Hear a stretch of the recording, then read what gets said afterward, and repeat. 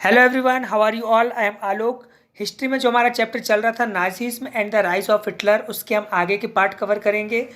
तो इसमें next heading आती है Hitler rise to power, means Hitler का पावर में कैसे राइज हुआ।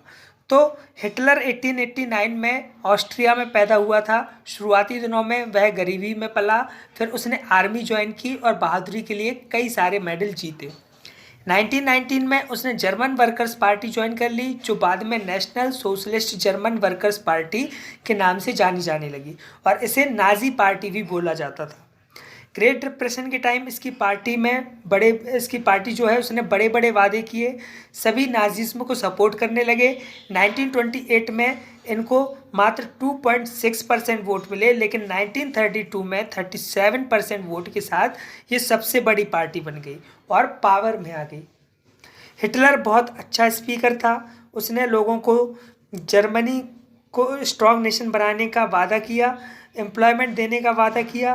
वो लोगों के रीति रिवाज और नज़रिए को समझता था, इसी वजह से उसे लगा कि उसे लोगों का सपोर्ट मिलेगा और आगे चल के उसको ये सपोर्ट मिला भी। रेड बैनर पे स्वास्तिका के निशान वाले झंडे के तले उसने अपनी ताकत बढ़ाई। मीन्स जो नाजी पार्टी का इनका साइन था वो क्या था, रेड कलर का बैनर और उस पर स्वास्तिका का निशान, जैसा कि आपको पिक्स में दिख रहा होगा आपकी बुक्स में जो दी गई हैं। Now the destruction of democracy.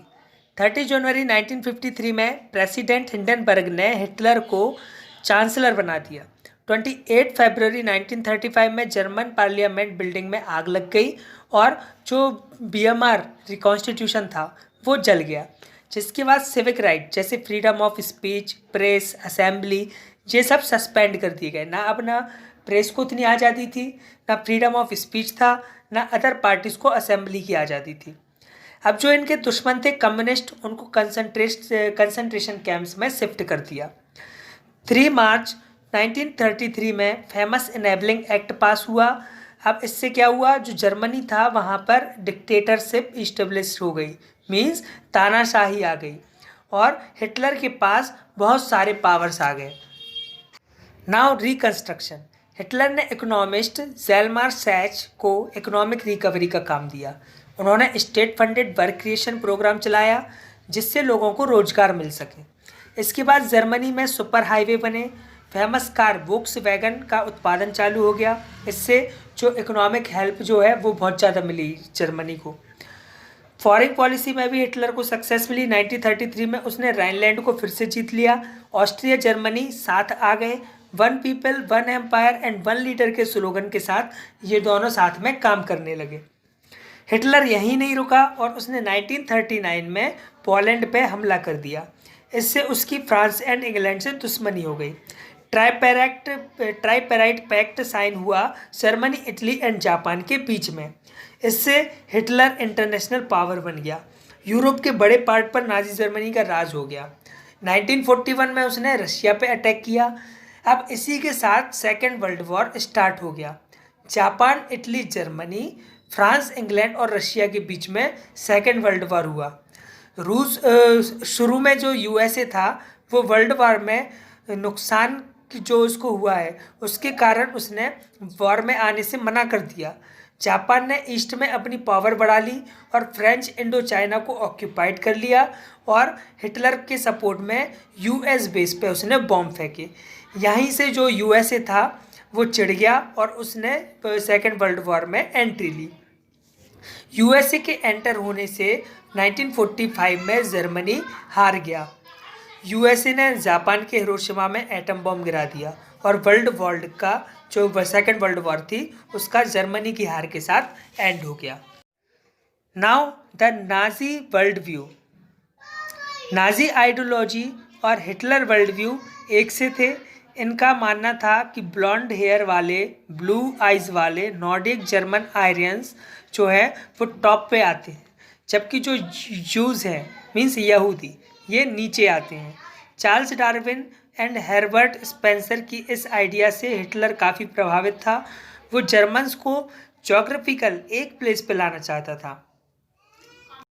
Now establishment of racial state. Nazi के पावर में आते ही जो लोग अनहेल्दी या अनफिट थे उन्हें मारा जाने लगा क्योंकि वो चाहते थे कि pure and healthy Nordic Aryans he society में रहें। ज्यूज मतलब यहूदियों को भी नाजिस्ट पसंद नहीं करते थे। वो नॉर्डिक आर्यंस को ज्यूज से सुपीरियर मानते थे और ये भी बिलीव करते थे कि ज्यूज जो हैं, यहूदी जो हैं, वो जीसस क्राइस्ट के हत्यारे हैं। इन्होंने ज्यूज को भी कत्ल करना चालू कर दिया। जिप्सीज और ब्लैक्स को भी इन्होंने कत्ल करना चालू कर दिया। Now the racial utopia, Poland के सिटीजन्स को भी इन्होंने मारना स्टार्ट कर दिया। पॉलिश चिल्ड्रन जो आर्यंस की तरह दिखते थे उन्हें उनकी माँ से छीन लेते थे और बाकी के बच्चों को अनाथ आश्रम में डाल देते थे, जिससे जहाँ पर वो अधिकतर बच्चे मारे गए। बड़े बड़े गैस चैम्बर्स में डाल के हज़ारों लोगों को जहरीली गैस से मार दिया गया। आप ये देख रहे होंगे जो ये कार है, इसमें ये गैस चैम्बर्स बने हुए हैं, तो गैस छोड़ के हज़ारों लोगों को एक साथ मार दिया जाता था। ये आपको एक अलग से स्टेप्स टू डेथ दिखाई गई है कि किस तरह जो वहाँ के ज्यूज हैं उनका कत्ल किया गया। तो स्टेप 1 में आपको दिख रहा होगा एक्सक्लूजन 1933 टू 1939।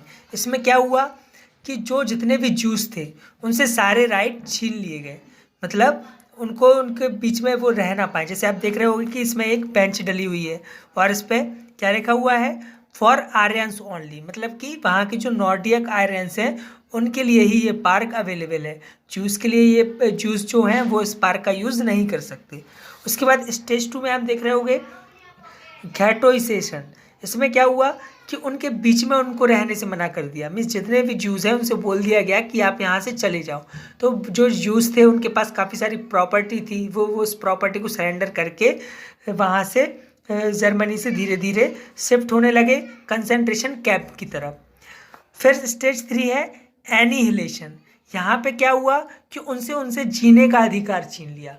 मीन्स अब कंसंट्रेशन में जितने भी ज्यूज थे उनको गैस के थ्रू, जहरीली गैस छोड़ के या फिर लाइव वायर्स में करंट दे के उनको मार दिया गया, उनका कत्ल कर दिया गया। तो इतनी आप सोच सकते हैं कि कितनी भयानक स्थिति थी उस टाइम कि हिटलर ने इतने सारे ज्यूज को कत्ल कर दिया। Now youth in Nazi Germany. अब जो हिटलर था वो यूथ को ज़्यादा पसंद करता था और वो ये सोचता था कि नाजी सोसाइटी ज़्यादा स्ट्रांग होगी अगर उनके बच्चों को, जो यहाँ वहाँ के यूथ हैं, उनको नाजी आइडियोलॉजी के बारे में पढ़ाया जाए। तो ये सब नाजी मतलब जो यूथ थे वहाँ के, उनको नाजी आइडियोलॉजी पढ़ाया जाने लगा और गुड जर्मन को लेके नाजी स्कूलिंग में उनकी ट्रेनिंग होने लगी। अब जो यूथ लीग थी उसे बनाया गया 1922 में, फिर जिसे बाद में नाम दिया गया हिटलर यूथ। तो इस चैप्टर में आपको यही टॉपिक्स कवर करने थे। आपका चैप्टर यहीं ओवर होता है। Thank you so much for watching the video.